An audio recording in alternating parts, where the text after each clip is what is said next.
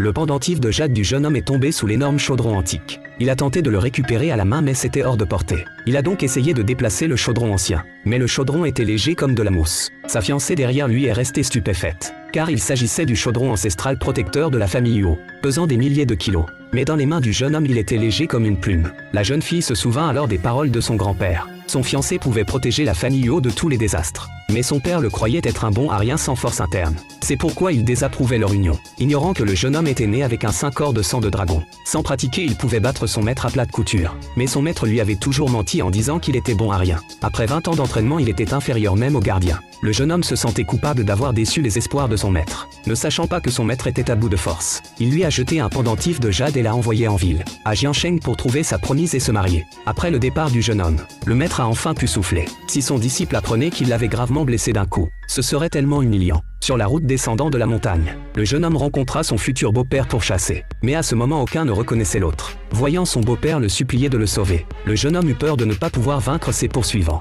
Il a donc pris la fuite avec son beau-père. Finalement le beau-père lui demanda de le ramener à Jiansheng. Le jeune homme y allant justement, accepta. Arrivé au club de boxe de son beau-père, le jeune homme vit enfin sa promise. Dès le premier regard il fut profondément ensorcelé. Mais il ignorait encore son identité. Lorsqu'il expliqua aux personnes présentes le but de sa visite, le beau-père comprit alors qu'il s'agissait du fiancé promis à sa fille depuis l'enfance. La jeune fille voulut révéler la vérité au jeune homme, mais son père l'en empêcha, bien qu'il fût reconnaissant d'avoir été sauvé par lui. Il estimait qu'un homme ordinaire sans art martial était indigne de sa fille. Il cacha donc sa propre identité. Alors que le jeune homme partait, son pendentif de jade tomba accidentellement sous le chaudron ancien. C'est ainsi que la jeune fille découvrit qu'il n'était pas ordinaire. Alors qu'elle s'apprêtait à en informer son père, un disciple du club arriva en courant. Les gens du club de boxe YU étaient revenus provoquer. Le beau-père se leva furieux et sortit. La jeune fille était très inquiète. Elle savait que son père n'était pas de taille. Elle voulut donc demander au jeune homme d'aider son père. Mais le jeune homme se croyait être un bon arien sans art martial. Il pensait n'être qu'un peu rapide et un peu fort, sans aucune force interne. La jeune fille pensa à lui soulevant le chaudron d'une main.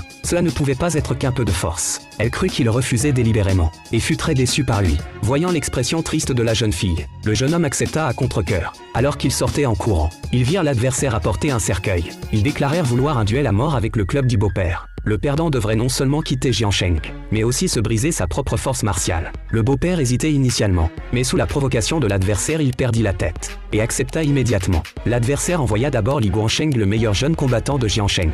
Alors que tous étaient intimidés par sa réputation, le grand disciple du beau-père Zhao Jia se porta volontaire. Le beau-père crut avoir un digne successeur, ignorant que Zhao Jia complotait avec l'ennemi. Dès le début du combat, le jeune homme vit que leur mouvement était plein de failles. Voyant Zhao Jia perdre, il voulut gentiment conseiller Li Guansheng. Son épaule gauche est lourde, sa jambe droite faible. Le troisième mouvement sera un coup de poing direct. Il suffit d'esquiver sur le côté